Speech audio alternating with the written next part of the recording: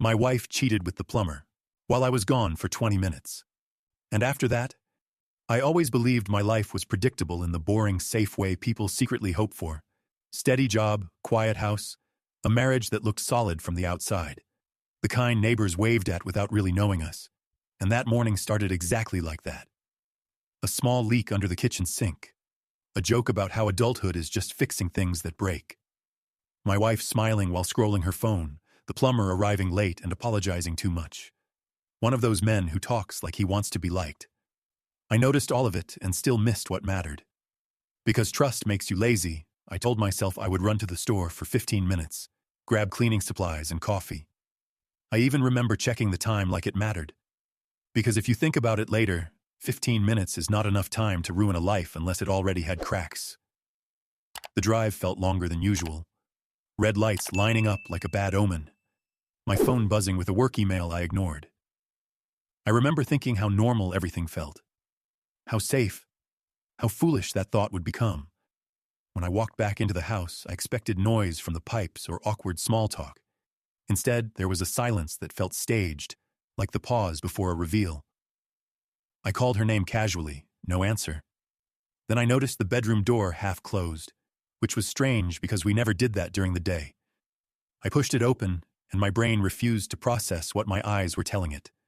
Clothes out of place. The plumber frozen like a kid caught cheating on a test. My wife looking at me with a face I had never seen before. Not guilt yet. More like surprise that the world had consequences. I did not describe what I saw because I did not need to. The meaning was clear without details. The bed we argued on and laughed on and planned futures on had turned into evidence. My first instinct was anger, but it never took over. Instead, there was this strange calm, the kind that shows up when something ends so cleanly that denial has no room to breathe. The plumber started talking fast, excuses stacking on top of each other, words like misunderstanding and accident floating uselessly in the air. My wife said my name the way people do when they want to rewind time. I stopped them both with a raised hand, not dramatic, just firm. I told the plumber to leave. My voice sounded steady, which surprised me. He hesitated, then left without looking back. Tools forgotten like props from a bad play. My wife started crying then. Real tears or fear tears. I did not care enough to tell the difference. She said it was not what it looked like, which is a sentence that insults intelligence more than anything else. I sat down on the edge of the bed and felt something click inside me. Not heartbreak. Not yet. More like clarity. I realized this moment did not define me. It defined a choice she made. And choices have receipts. I asked one simple question. How long? She said it just happened. Another sentence that pretends adults are not responsible for their actions. I nodded like I was listening, but really I was already somewhere else, reviewing years of moments that suddenly made sense. Late nights, defensiveness, the way she guarded her phone like it held state secrets. The leak under the sink no longer felt like the problem. I stood up and said I needed air. She reached for me and I stepped back, not out of cruelty but out of self-respect. I walked outside and noticed how the sun was still shining, neighbors still watering lawns, the world unimpressed by personal disasters. And that was the moment I understood this story was not about betrayal alone. It was about what I would do next. And I had no intention of playing the role of a broken man. Not now. Not ever. I stayed outside longer than necessary, because fresh air felt like a negotiation with reality. I walked down the block and back like I had forgotten something important. Maybe my old expectations. When I returned, she was sitting on the couch, wrapped in a blanket, like that could protect her from consequences. She started explaining again, but I stopped her calmly. I told her this was not a courtroom, and I was not a jury looking for entertainment. I asked for honesty instead, the kind that does not rush to sound innocent. She hesitated, which told me everything before she even spoke. She admitted it was not the first time, not with him specifically, but with the idea of someone else seeing her differently. That sentence hit harder than any confession because it explained years of emotional distance better than any argument we ever had. I listened quietly because listening costs less energy than shouting, and I was already investing mine wisely. She said she felt invisible. I almost laughed at that irony because I had been waving for years while she looked past me. I told her feeling unseen does not give anyone permission to erase someone else. She cried more and apologized in loops like a scratched record. I noticed how apologies sound empty when they arrive late. I asked her what she wanted now, and she said she did not know. That answer was my final confirmation. When someone does not know if they want you, they already answered. I told her I would sleep in the guest room and we would talk later like adults.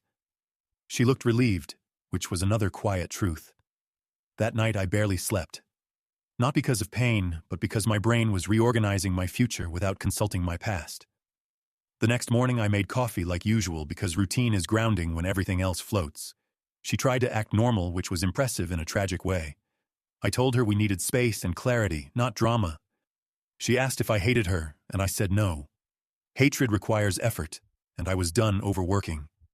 I went to work and told no one because some stories need time before they meet daylight.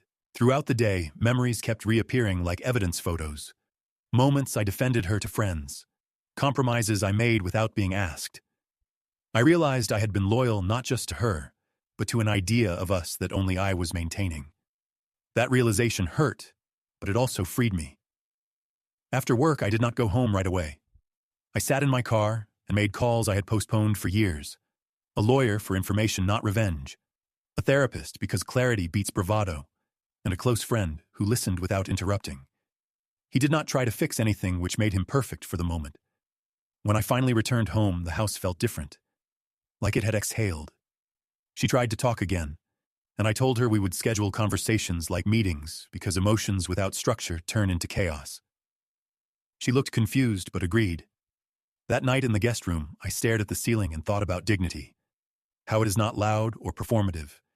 It is quiet decisions made when no one is watching. I promised myself I would not beg, spy, or spiral. I would observe, decide, and move forward with intention. Because if something was broken, it was not my self-worth. And I was determined to prove that to myself first. The next day, I created a rule for myself. No reacting in the moment, only responding after I had facts. Because emotions are loud, but facts are stubborn. I scheduled a real conversation with my wife for Saturday morning at 10, like it was a business meeting.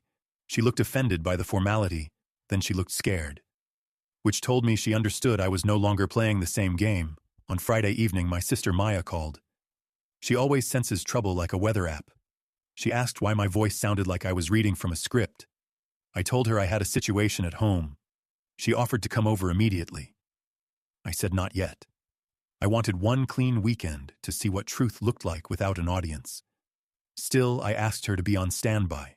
Because pride is nice, but support is smarter. Saturday arrived, and I sat at the dining table with a notebook. Not because I wanted to interrogate her, but because memory gets foggy when people start rewriting history. She came in wearing the sweater I once bought her on a road trip, a choice that felt strategic, like a reminder of good times could erase bad choices. I kept my voice even and asked again. How long? She tried the same vague answers, and I stopped her gently. I told her I already knew it was not the first time. She flinched. Then she said there was one other person, a man from her gym, a trainer she met during lunch hours. She said it like she was ripping off a bandage. I thanked her for at least trying honesty. Then I asked the part she was avoiding. Why did you keep me in this marriage if you were shopping for something else? She said she loved our life. She loved the stability. She loved me as a person. She said it fast, like she hoped love could be stretched to cover betrayal. I nodded and wrote down one word. Convenience. She saw it and started crying again. But I stayed calm. I told her tears were understandable, but they were not a plan. I explained that I had already contacted a lawyer for information. Not because I wanted war, but because I wanted boundaries. She asked if I was leaving immediately. I said I was deciding, and that decision depended on truth and action. I asked for full transparency, phones and accounts. Not to control her, but to confirm reality. She agreed too quickly, which made me suspicious. Because quick agreement often means the truth is somewhere else. After the meeting, she went to take a shower, and while she did, her phone buzzed on the counter. I did not grab it. I did not want to become someone who snoops, but the screen lit up with a name that made my stomach tighten. Rick. I knew that name. Rick was our neighbor 2 houses down. The guy who always smiled too wide and offered to help with everything. The guy who once told me he admired my marriage. I stared at the screen until it went dark. I felt something cold settle in my chest.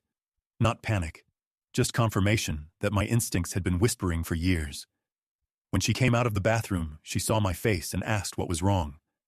I said nothing yet, because I wanted her to choose truth without being cornered by proof. Later that afternoon, I went for a walk and ran into Rick outside his garage. He was holding a toolbox like it was a personality trait. He waved at me like nothing in the world had changed, and that casual wave did something strange to me. It made me realize how many people can smile while holding secrets. He asked if the leak got fixed. I said yes, and watched his eyes for a flicker. There was a micro pause, barely there. Then he laughed and said, "Good, great, happy for you." I nodded and kept walking. My heart did not race, my hands did not shake. Instead, my brain started assembling a timeline like a detective who is tired of guessing. When I got home, my wife was cooking dinner like she was auditioning for normalcy. The smell of garlic filled the kitchen, and for a second I almost missed the old version of my life. Then I remembered there is no old version, only the version I believed in. I asked her one last time that evening, "Is there anyone else?" She said no, and her eyes did not meet mine. I did not argue. I simply said, "Okay." Then I went to the guest room and called Maya. I told her I needed her to come over tomorrow. She asked why, and I said, "Because I think the story is bigger than one plumber. And I want witnesses when the truth finally stops hiding." Maya arrived the next morning with coffee and that protective sister energy that feels like armor. She sat with me on the porch and asked me what I needed. I said I needed clarity and a little courage, because I was about to confront a lie that lived right on our street, and I wanted to do it without losing myself. Maya smiled and said, "Good, because if anyone thinks you are going to crumble, they do not know you." And for the first time in days, I felt something close to relief. Not because the pain was gone, but because I was no longer alone in the room with it. And inside the house, my wife was humming softly, as if nothing was happening, which told me the next twist would not come from strangers. It would come from the person who knew exactly how to sound innocent while building a second life behind my back. Maya stayed quiet on purpose because she understands that silence can apply pressure better than confrontation. We agreed on a simple plan. No accusations yet. Just observation. The truth always leaks when it feels safe. My wife came out cheerful and offered breakfast. Like this was a normal Sunday. Maya played along politely, which made my wife relax too much. Overconfidence is a gift when you are patient enough to wait for it. We talked about neutral things, weather, work, the neighbor's new car. And when Rick's name came up casually, my wife's fork paused for half a second. Maya noticed it too, and raised an eyebrow at me like a silent high five. Later that afternoon, my wife said she needed to run errands. I said fine and did not ask where, because liars rehearse answers but hate empty space. 15 minutes later, Maya and I watched her car turn not toward the grocery store, but toward the opposite end of the street, right past Rick's house. Maya looked at me and said, "Well, that answers one question." I did not feel angry. I felt validated, which is a strange but powerful feeling. We waited exactly 10 minutes, then walked down the block like two people out for fresh air. Rick's garage door was open, his car was gone, but my wife's car was parked in his driveway. Maya let out a low whistle and said subtle is not her strength. We did not go inside or knock. Dignity still mattered to me. Instead, we sat on Rick's front step where anyone passing by could see us. It was not a trap. It was transparency. After about 20 minutes, Rick's door opened, and he froze when he saw us. He tried to smile and failed. Maya stood up first and said hello neighbor in a tone that stripped the friendliness from the word. My wife stepped out behind him, looking like she had just walked into the wrong classroom. I stood up slowly and said nothing. Silence again, doing the heavy lifting. Rick started talking immediately. Excuses overlapping. Explanations nobody asked for. Maya cut him off and said this conversation is not for you. Then she looked at my wife and said, "You owe my brother the truth in daylight." Not whispers behind garages. My wife started crying again. I was getting tired of tears. I told Rick to go back inside, firmly but calmly. He hesitated, then obeyed. Something about that small moment confirmed everything I needed to know about the power dynamics at play. I turned to my wife and said, "We are done pretending now. No more partial truths. No more selective honesty. I asked her how long it had been with Rick. She said almost a year. A year of shared dinners and plans and inside jokes that I never got to hear. That stung more than the plumber incident, because it meant this was not impulse. It was maintenance. I asked if anyone else knew. She said Rick's sister and one friend from work. I nodded and said good to know how many people were comfortable lying to my face. Maya squeezed my arm, which grounded me. I told my wife we would be separating, not because I was angry, but because trust is not something you negotiate after it is burned down. She asked if there was any chance to fix it. I said no. Not because I was cruel, but because I was honest. I explained that love without respect becomes a transaction, and I was done paying for something I no longer received. She asked where she would go. I said that was something she should have considered before turning our street into a secret meeting place. We walked home without another word. That night she packed a bag and left for a friend's place. The house felt quiet but not empty, more like peaceful after a long argument ends. Maya stayed the night, and we talked about logistics, and humor found its way back into my voice, which surprised me. I joked that at least now I knew which neighbor to stop waving at. Maya laughed and said, "Growth looks good on you?" The next few days moved fast. Legal steps, work updates, telling close family, each conversation reinforcing that I was handling this with clarity, not chaos. Then something unexpected happened. Rick tried to talk to me. He knocked on my door one evening looking nervous. I opened it and listened while he apologized and claimed feelings and mistakes. I stopped him gently and said, "This is not about you and me. It is about boundaries." I told him to keep his distance and respect the separation process. He nodded and left without another word. Closing that door felt symbolic, not dramatic, just final. That night I sat alone on the couch and realized the suspense of my life was no longer about what I would discover next. It was about what I would build from here. Because the truth had finally stepped into the open, and it looked smaller than the fear I had carried for months. And that realization was the beginning of something steadier than happiness. It was self-trust. The days after she moved out felt unreal in a quiet, controlled way, like walking through a familiar house after the furniture has been rearranged. Everything technically works, but your body has to relearn where to step. I focused on structure because structure keeps emotions from freelancing. Mornings started early, gym before work, podcasts instead of silence, meals planned instead of skipped. I was not trying to distract myself. I was trying to stay present. My wife texted often at first, messages that mixed logistics with regret. I responded only to the practical ones. Distance is not punishment. It is protection. One evening, I received a message that changed the temperature of everything. She said Rick was not answering her calls, and she was worried.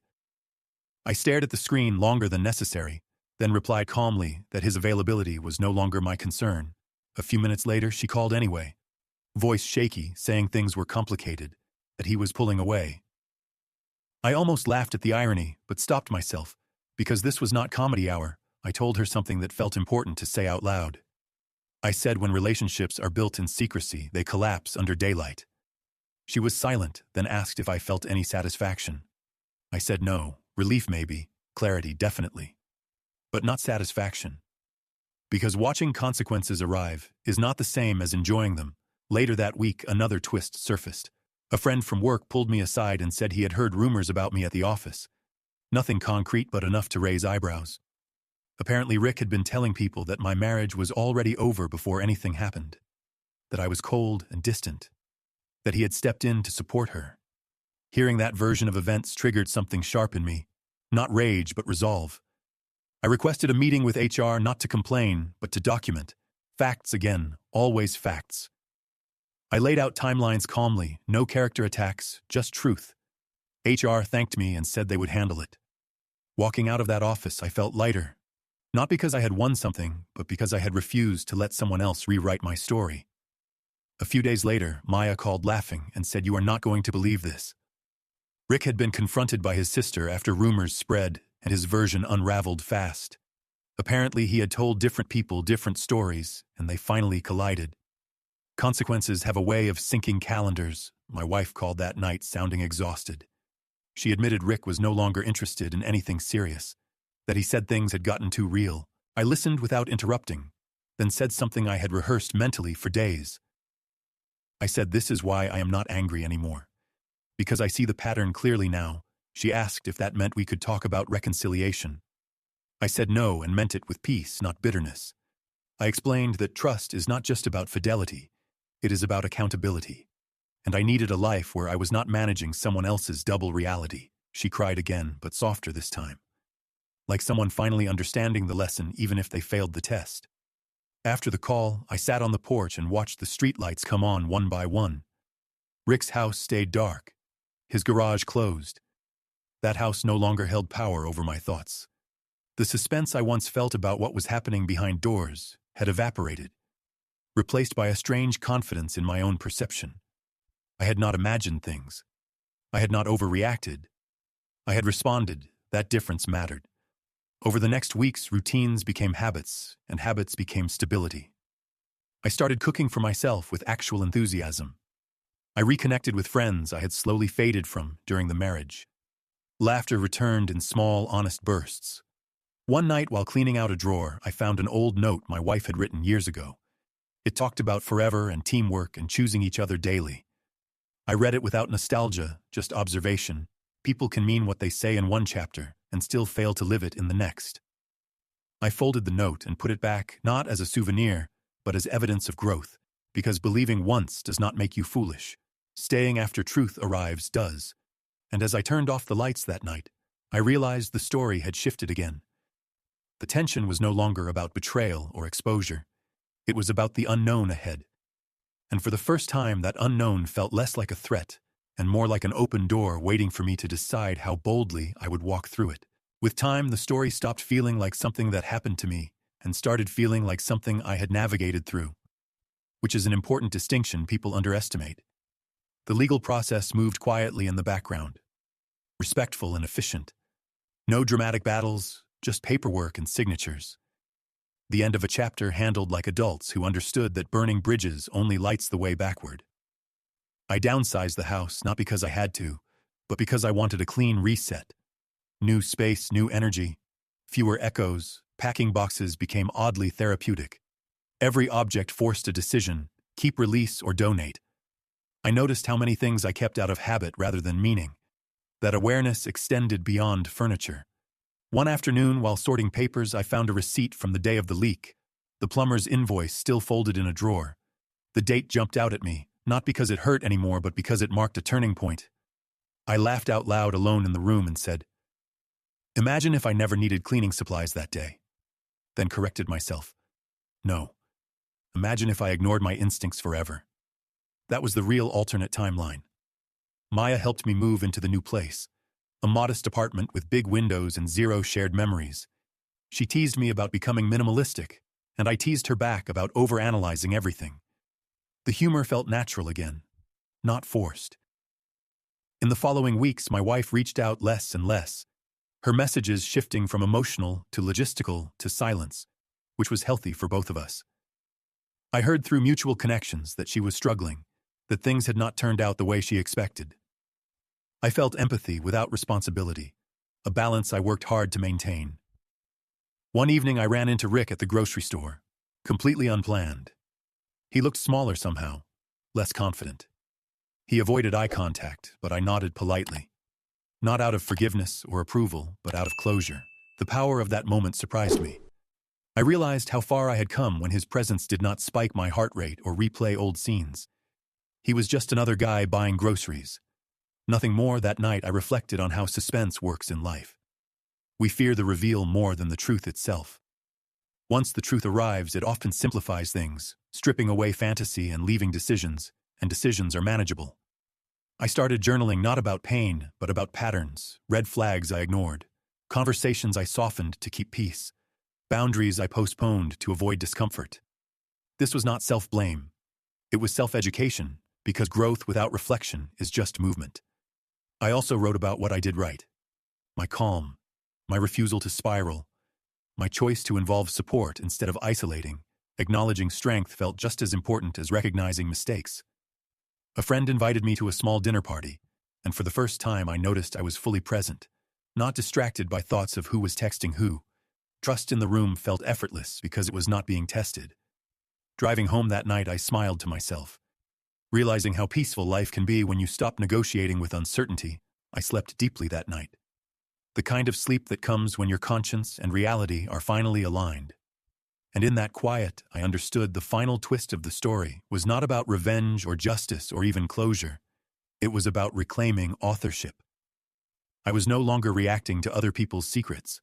I was writing my next chapter deliberately, with clarity, humor, and self-respect. And that realization carried more power than any confrontation ever could. The last thing I learned from all of this is that dignity is quiet and incredibly effective. Months later, my life looked simple from the outside. New place, steady routine, calm mornings.